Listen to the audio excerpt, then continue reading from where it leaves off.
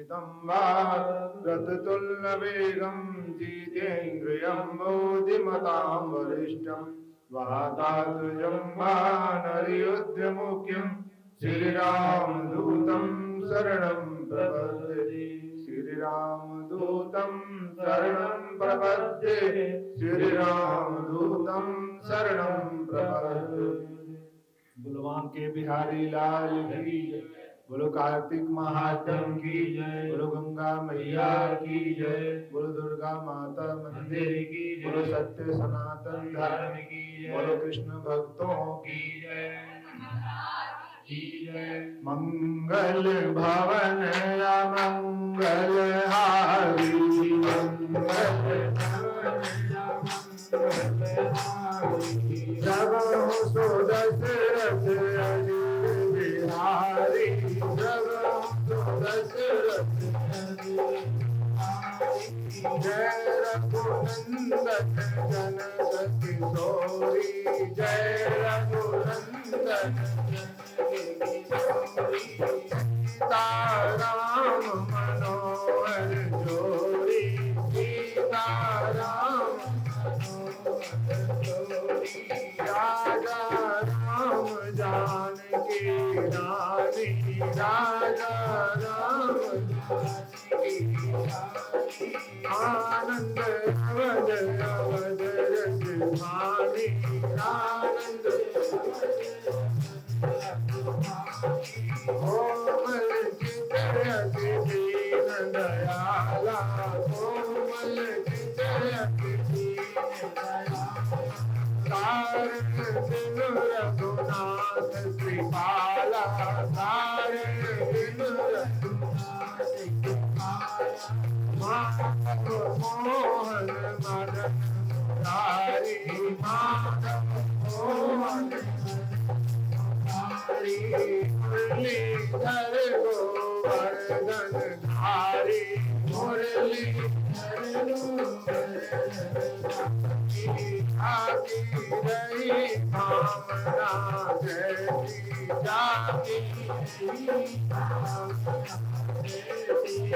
सूरत देखी दिन ऐसी,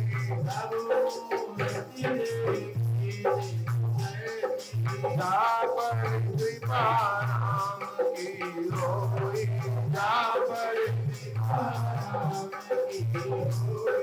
पर कृपा करे सब कोई, पर कृपा करे सब कोई, कलयुग केवल नाम धारा, कलयुग केवल नाम धारा, तुम्हारे रघुवर की तारा, तुम्हारे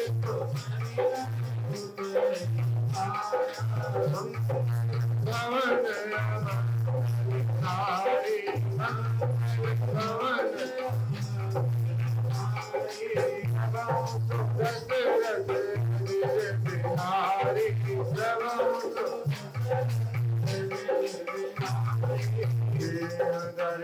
कर फल यही भजो मन कृष्ण मुरार, मनुष्य जन्म की मौज मिले न बारंबार, सियावर राम जय जय राम, मेरे प्रभु राम जय जय राम। बोलो बांके बिहारी लाल की जय, बोलो कार्तिक महात्म की जय, बोलो गंगा मैया की जय, बोलो दुर्गा माता मंदिर की, बोलो सत्य सनातन धर्म की, बोलो प्रभु भक्तों की जय। आज बहुत ही पुनीत तिथि है, कल अहोई अष्टमी थी, आज नवमी है, कल मंगलवार दशमी और बुधवार को एकादशी, जिसे कहते हैं रमा एकादशी। हर पक्ष में एक एकादशी आती है, एक कृष्ण में, एक शुक्ल पक्ष में। पूरे साल में 24 एकादशी होती है, और अभी जो शुक्ल पक्ष की आएगी प्रबोधनी एकादशी है। कहते हैं जो जीवन में कभी व्रत ना रहे, कभी कोई पुण्य ना करे, कार्तिक मास की, वैसे तो पूरे साल की 24 एकादशियां रहना चाहिए हर इंसान को। अगर स्वस्थ रहना है, ठीक रहना है, तंदुरुस्त रहना है, बीमार नहीं होना है, वैसे तो कहते हैं 48 होना चाहिए, यानी एक सप्ताह में एक दिन, नहीं तो महीने में 2 दिन तो रहो। इस इंजन को भी थोड़ा आराम होना चाहिए, जो सारे शरीर में हमारा इंजन चल रहा है, जो ईश्वर ने बनाया है, उसको भी रेस्ट की जरूरत नहीं है। हम दिन भर, पक्षी और पशु भी हफ्ते में 15 दिन में एक दिन कुछ नहीं खाते, जब उनको लगता है अपने आप छोड़ देते, कितना भी उनका अमृत रखो। हम इंसान बहुत लालची है, तो व्रत रखें, और कहते हैं इससे मन निर्मल होगा, और भगवान विष्णु जो तारनहार है, जो पालनहार है, उनका सानिध्य प्राप्त होता है, और इंसान जब इस लोक से मुक्त होता है, प्रभु के परम पद को जाता है, तो जरूर रहे और निर्जल रहे। जिनमें देखो यंग है, न युवक है, न युवतियां है, वो निर्जल रहे। निर्जल ना रहे तो जल पी कर रहे, और मानो उसके बाद खाने की इच्छा हो तो पानी, गुनगुने पानी में नींबू निचोड़ कर पी ले, ये रहे, देखो बहुत आनंद आएगा। हमारे प्रधानमंत्री जी भी ऐसे करते हैं, पूरे नवरात्रों में वो केवल नींबू निचोड़ कर पानी पीते हैं और कुछ भी नहीं खाते, और नवरात्र में पूरे 9 दिन ऐसा करते हैं। हर एकादशी को भी वो रहते हैं, किसी को बताते नहीं, जल्दी रहते हैं ऐसे। कितना मन निर्मल हो जाता है इंसान को। सबको करना चाहिए, जो जितने ज्ञानी है उतना ही ये सब करता है, हम सबको भी करना चाहिए। मन निर्मल, गृहस्थ अच्छा चले। तो कहते हैं सूत जी के सामने जब 88,000 ऋषि परस्पर हरि का गुणगान करते हुए ओम नमः भगवते वासुदेवाय इस मंत्र का जाप करते हुए हरे राम राम राम हरे हरे, हरे कृष्ण कृष्ण कृष्ण हरे हरे, प्रभु के दोनों ही एक नाम है, उसका भजन करते हुए गंगा तट पर स्नान करके वापस जब सूत जी के समक्ष पहुंचे, साष्टांग दंडवत प्रणाम किया, प्रभुवर हमें आगे का वृतांत बताओ। अहोई अष्टमी का कल बताया, अब जालंधर का क्या हुआ प्रभुवर बताओ, क्योंकि हमने तो आपसे तुलसी का महात्मा पूछा था, तुलसी कैसे उत्पन्न हुई, तो आपने जो शुरू किया है उसको पूर्ण विराम लगाओ। तब कहा ठीक है, मैं आगे इसका वृतांत बतलाता हूँ। समुद्र मंथन के बाद जब सब कुछ निकला, देवता ले गए, अमृत भी देवता ले गए। जब अमृत मोहिनी के रूप में प्रभु बांट रहे थे, तो देवताओं की लाइन में, देवताओं से शुरू किया, बीच में राहु बैठ गया, और जैसे उसको पिलाया, प्रभु को समझ आए तो राहु है, वहीं सुदर्शन चक्र चला दिया, उसका धड़ अलग हो गया, और उठा के फेंक दिया, उत्तर दिशा में जाकर स्थिर हो गया। और बाकी कुछ देवता रह गए थे जिनको अमृत नहीं मिला, और जो उसमें से धनवंतरी विष निकाल कर लाई थी, वो विष लेकर पैदा हुई थी, क्योंकि सारी चीजें निकली, तो उस विष को कौन पान करे, न देवताओं ने ग्रहण किया न राक्षसों ने। तब क्या करें, तब सृष्टि के संहारकर्ता की तरफ सब देखने लगे। ब्रह्मा जी भी कहने लगे प्रभुवर ये आप ही ग्रहण करो। भगवान विष्णु भी उनकी रूप तरफ देखकर सहमति जता दी। तब तो उनको मानना था, वो विष उठा लिया, विष का घड़ा, और उसको ग्रहण कर लिया, केवल कंठ तक उनको रोक दिया ताकि अंदर जाके असर ना करे कंठ के। तभी प्रभु का कंठ जो है नीला हो गया, और नीलकंठ उन्हें बहुत प्रिय लगता है। कहते कार्तिक मास में उसका दर्शन करना बड़ा उत्तम होता है। मोर, चकवा, चकवी और जो है नीलकंठ, इनके दर्शन करने चाहिए। तो वो जो है विष ग्रहण कर लिया, कुछ विष वहां से छलक पड़ा, जैसे धनवंतरी के हाथ से प्रभु ने लिया, छलक कर जब गिर पड़ा, तो जो वासुकी नाग है उसने ग्रहण कर लिया, उसकी प्रजातियों ने ग्रहण कर लिया, इसीलिए नाग विषधर होते हैं। और कहते हैं उसके बाद मंथन के बाद इधर जालंधर को जब शुक्राचार्य ने सारी कहानी बताई, उसने धसमर दूत को बुलाया कि ये तो मेरा धन लेकर के उच्च श्रवा घोड़ा, इरावत हाथी जितने भी थे, वो सारे हीरे जवाहरात मणि मुक्ता वो सब लेकर कब्जा कर लिया, ये तो मेरा अधिकार है। सागर का मंथन किया, सागर मेरे पिता हैं, और उनका धन वो जो है लेकर चला गया छल से, तो मेरा अधिकार है, मुझे मिलना चाहिए। और वो भी जो अमृत है वो देवताओं को पिला दिया, और उसके बाद जो है छल किया, राहु का सर धड़ से अलग कर दिया। जाओ तुम इंद्र से कह दो अपना राज्य मुझे वापस दे दे। अगर इंद्र अपना राज्य पाठ मुझे वापस नहीं सौंपेंगे तो युद्ध के लिए तैयार हो जाएं, और मैं इंद्र और सारे देवताओं को परास्त करके देवलोक पर अपना आधिपत्य बना लूंगा। धसमर पहुंचा जब इंद्र के दरबार में, बड़ा निपुण दूत था। कहते थे दूत को कभी कोई चाहे दुश्मन के पास जाए उसे मारता नहीं था। दूत कंट्री आपस में दुश्मनी करते हैं तो दूत जब जाता है, क्योंकि संवाद ही खत्म हो जाएगा, अगर दूत नहीं जाएगा तो एक दूसरे से संवाद कैसे करेंगे। तो दूत का जो है सभी रक्षा करते हैं। तो दूत पहुंचा और उसने कहा, प्रणाम भी नहीं किया देवराज इंद्र। तो पहले देवराज इंद्र क्रोधित हो गए। कहते हैं क्रोध देखो नाश का कारण होता है। इंसान ठंडे दिमाग से काम करे कभी नहीं होता। क्रोध आप कर कर कोई निर्णय करोगे तो गलत निर्णय करोगे। कहते कभी जल्दबाजी में निर्णय नहीं करना चाहिए। आप कभी विलाप कर रहे हैं तो निर्णय नहीं करना चाहिए। दुख के समय निर्णय नहीं करना चाहिए। निर्णय करना चाहिए शांत होकर के, तब तभी आप सही निर्णय कर पाओगे। क्रोध में जो आप निर्णय करते हो सारे गलत होते हैं, उल्टे पुल्टे होते हैं, और जब उसका परिणाम भुगतना पड़ता है तब हाय हाय करते हैं लोग। तो क्रोध में कोई निर्णय ना करें, जब शांत हो जाएं तब सोचें कि मैं जो निर्णय लेने जा रहा हूं सही है या नहीं है, फिर निर्णय करें तो अच्छा होता है। इंद्र तो क्रोधित हो गए। उसने कहा देखो हमारे जो राजन है, पृथ्वी लोक के स्वामी, पाताल लोक के स्वामी जालंधर, क्योंकि समुद्र का मंथन करके सारा धन, उच्च श्रवा, घोड़ा, एरावत, हाथी, मणि, मुक्ता, मोती जो भी लिए वो सब दे दो, नहीं तो युद्ध के लिए तैयार हो।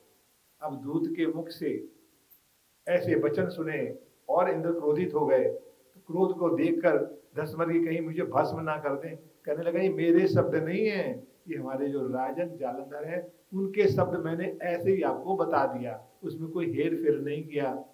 तब जो है बृहस्पति ने कहा ये तो दूत है, इसको आप क्रोध मत करिए, इसकी बातों को सुनिए और अमल करो।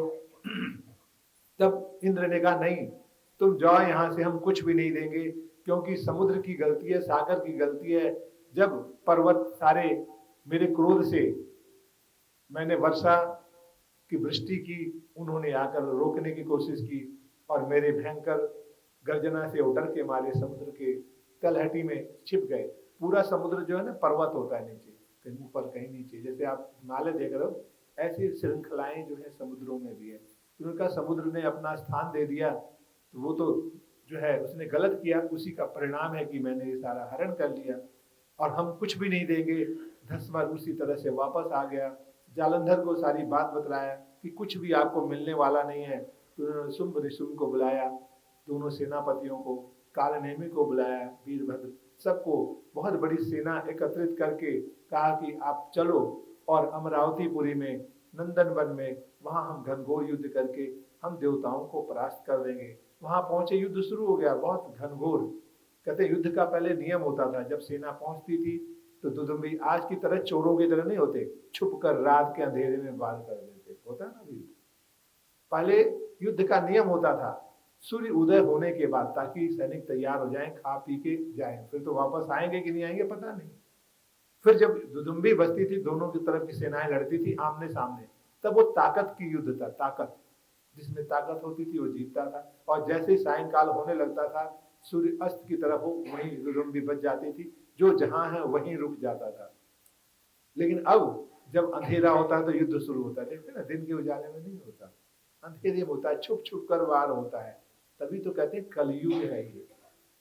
और छुप कर गोली मारते हैं, चाहे कमजोर हो, मशीन कर दो, ताकत किसकी है? हथियारों की। पहले हथियारों की ताकत नहीं होती थी, इंसान की ताकत होती है।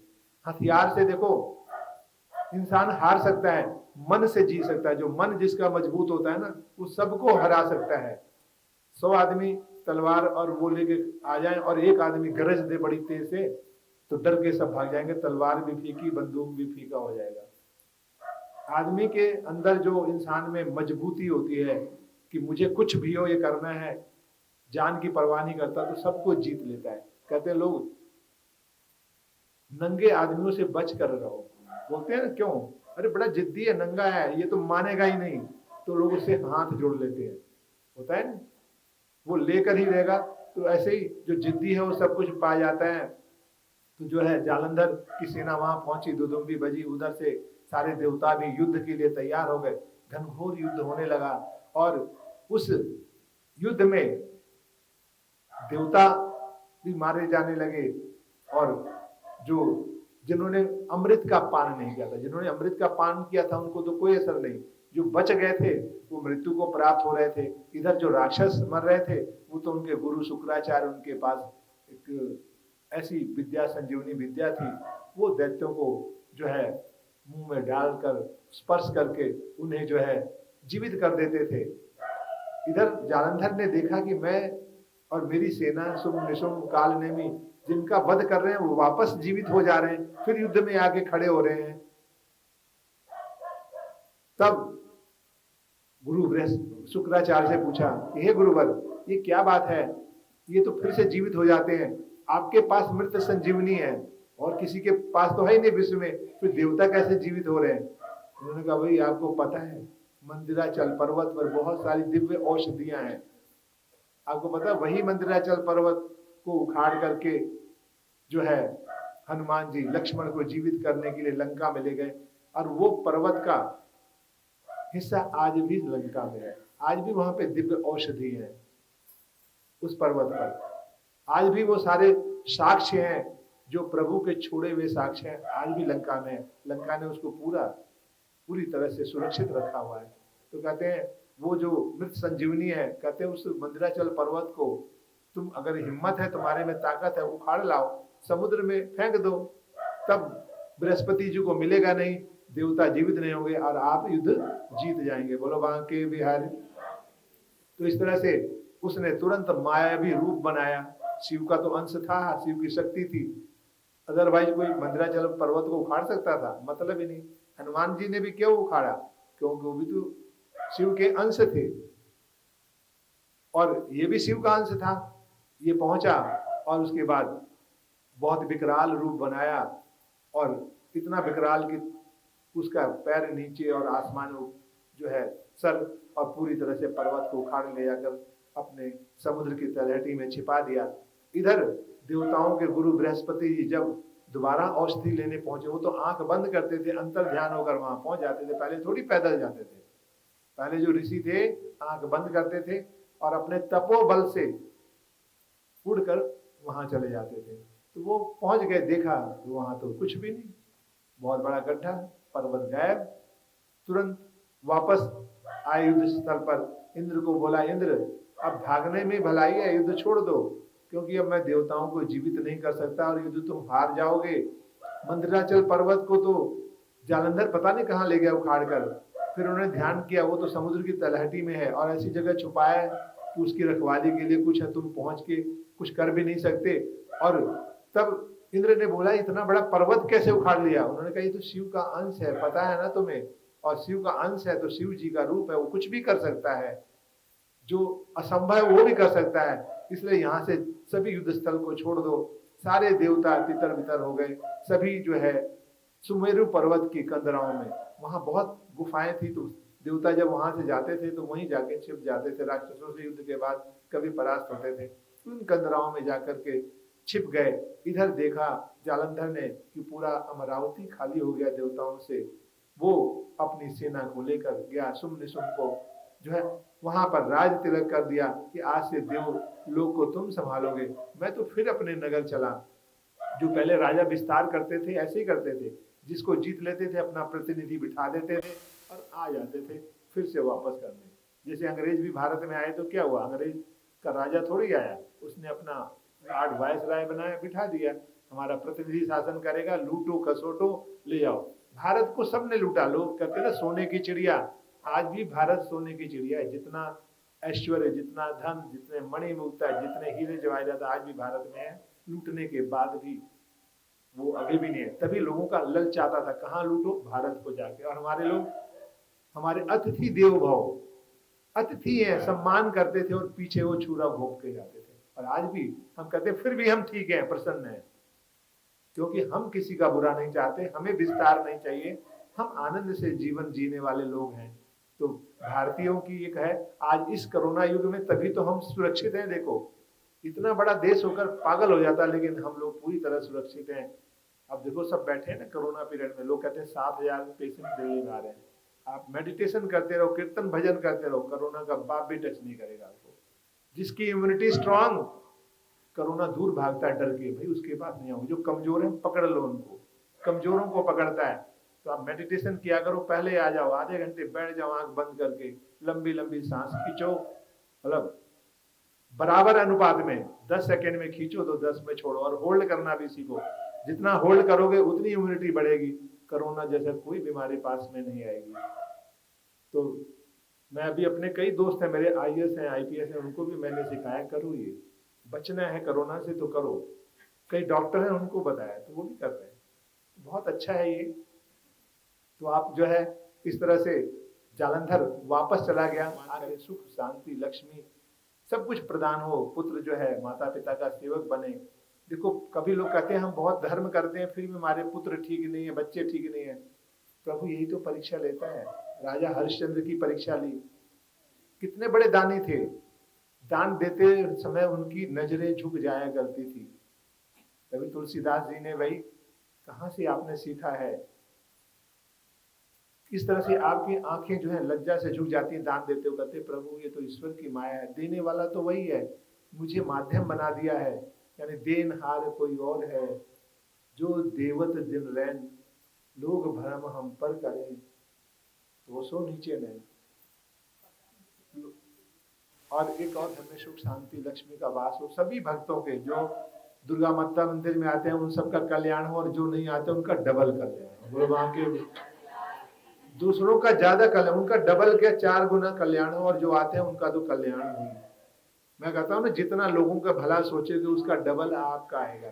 तो अपने पड़ोसियों का सोचो, भगवान उनको खूब दे, कुछ लक्ष्मी का वास हो। ये नहीं कि धन आ गया, कुछ फ्रिज आ गया, नया टीवी, भाई हमारे घर नहीं है उसका नाश हो जाए, ऐसा नहीं बोलो। और आए उनके घर, अरे उनके लिए मांगोगे, प्रभु कभी मांगने से नहीं देता मंदिर में, प्रभु हमें पास कर देना, ये बना दो, डॉक्टर बना दो, इंजीनियर बना दो, बच्चे जो अच्छे पढ़ ले, कभी नहीं ईश्वर देता, वो खुद देख रहा है। सुदामा ने वे किया गया था, मांगा था, इतना दे दिया, घर गए वापस तो देखा रही इतना महल। अगर मांगते तो शायद नहीं देते प्रभु, मांगने वालों को नहीं देखते। दूसरों के लिए मांगो, आपको तो अपने आप ही दे देंगे। ये तो मांगता ही नहीं, अब देना पड़ेगा, मजबूरी में दे दो। लेकिन परीक्षा भी बहुत लेता है, तो कभी डरो नहीं, कभी ईश्वर के लिए गलत ना सोचो, अहंकार नहीं होना चाहिए, अभिमान नहीं होना चाहिए, तो आनंद आता है। आज की कथा यही करते हैं विराम, आगे कल करेंगे आगे। बोलो वहां के बिहारी, बोलो कार्तिक महात्म की जय, बोलो गंगा मैया, बोलो दुर्गा माता मंदिर, बोलो सत्य सनातन धर्म, बोलो प्रभु भक्तों। हरे राम राम राम हरे हरे, हरे राम हरे कृष्ण कृष्ण कृष्ण हरे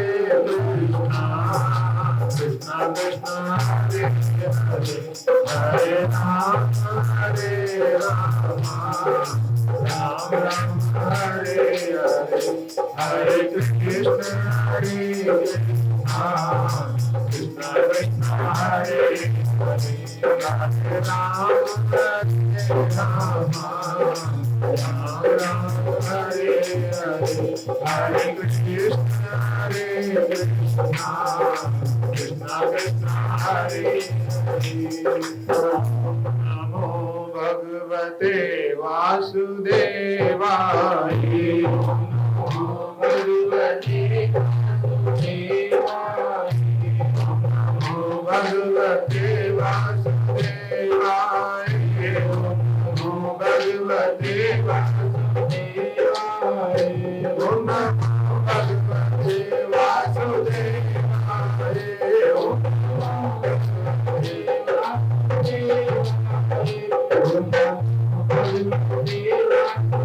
वासुदेवाय, ओम भूर्भुवः स्वः तत्सवितुर्वरेण्यं भर्गो देवस्य धीमहि धियो यो न प्रचोदयात्। ओम भूर्भुवः स्वः तत्सवितुर्वरेण्यं भर्गो देवस्य धीमहि धियो यो न प्रचोदयात्। ओम भूर्भुवः स्वः तत्सवितुर्वरेण्यं भर्गो देवस्य धीमहि धियो यो न प्रचोदयात्। ॐ त्र्यम्बकं यजामहे सुगन्धिं पुष्टिवर्धनम् उर्वारुकं वन्दनान् मृत्युर्मूर्छिर्मामृतात्। ॐ त्र्यम्बकं यजामहे सुगन्धिं पुष्टिवर्धनम् उर्वारुकं वन्दनान् मृत्युर्मूर्छिर्मामृतात्। ॐ त्र्यम्बकं यजामहे सुगन्धिं पुष्टिवर्धनम् उर्वारुकं वन्दनान् मृत्युर्मूर्छिर्मामृतात्।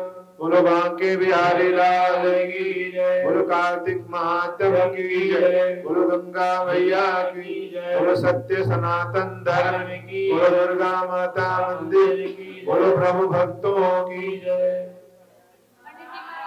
की जय।